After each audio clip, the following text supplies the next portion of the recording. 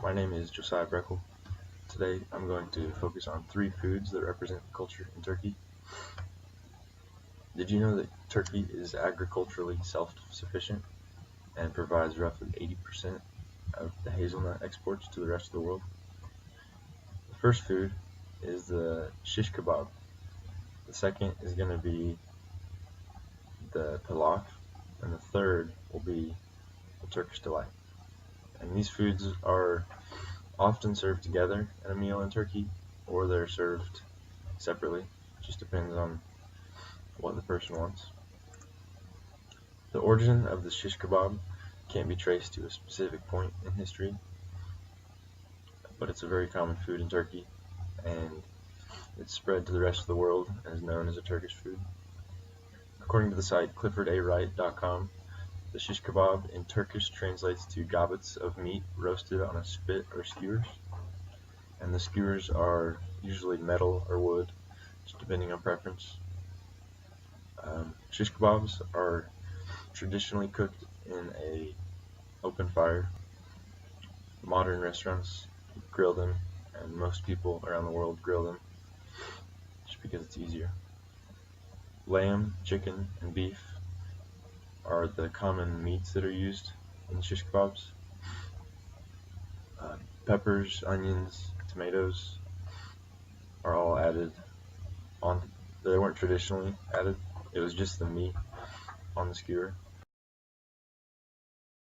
But modern restaurants have added those vegetables to give it a more appealing look and just to add a variety to the food. The meat is usually soaked in a marinade before cooking it, just depending on what type of or what flavor the chef is going for.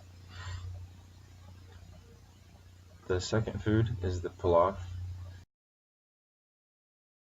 Like I said, it's made from rice or wheat, and it's fried, but before you fry it, it is soaked in water and salt. It's usually served with all foods, soups, kebabs, salads, and it can be served at the end of a meal to let everyone know that supper's finished, but it's also served during the meal. The pilaf is fried in butter, and while it's frying, meat and vegetables and spices are all added to it to give it a more full flavor. The grain is fried until the liquid is gone, and the consistency is how the chef likes it. And this is usually seen as not being too compact, like not squished together, and also not falling apart. So there's a fine line between the two. The pilaf is considered a test of the aptitude and skill of the cook or housewife in Turkey, and it's said that if you can cook a good rice pilaf, then you're a good cook. Meals in Turkey can consist of multiple dishes, but they usually have pilaf included in with the other foods. I found this information on turkishcuisine.org. The third final food, is the Turkish delight.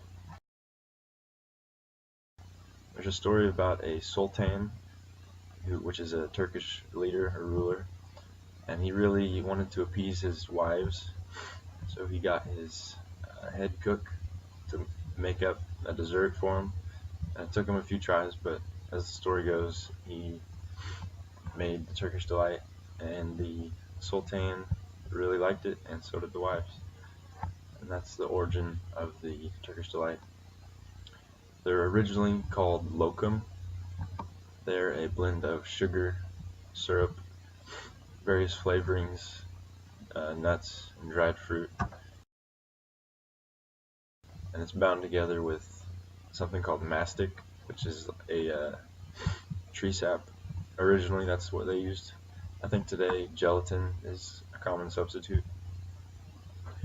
The Turkish delight was discovered by a British traveler in the 19th century. After he acquired a taste for the treat, he had a lot of crates of Turkish delights shipped back to England, and that's where it spread around the world. The Turkish delight has stood the test of time and remains a choice dessert for many in Turkey and all over the world. I found this information on turkishdelight.com. The Turkish cuisine is popular among so many people and contains a variety of Mediterranean and Middle Eastern foods. The seasonings and spices are pretty specific to the area and it's known to be full of flavor. The skewered meat and vegetables marinated in juices and spices, known as the shish kebab, is a timeless dish that probably started with a rabbit skewered on a stick cooked over a fire. That's why you can't place it it can't be placed at the origin of it. Second, the pilaf is a fried rice or wheat side which measures the cook's abilities and adds to any dish. Pilaf are also used to signal the end of a meal. Turkish delights, they leave a sweet taste in the mouth after the main dish is enjoyed and are served with coffee or tea just throughout the day in the many coffee shops in Turkey. These three kinds of Turkish cuisine are a great choice for any occasion and go great with all different kinds of foods. So if you haven't ever tried any of them out, um, for sure, definitely give it a go, and you'll be experiencing a little piece of Turkish culture whenever you do.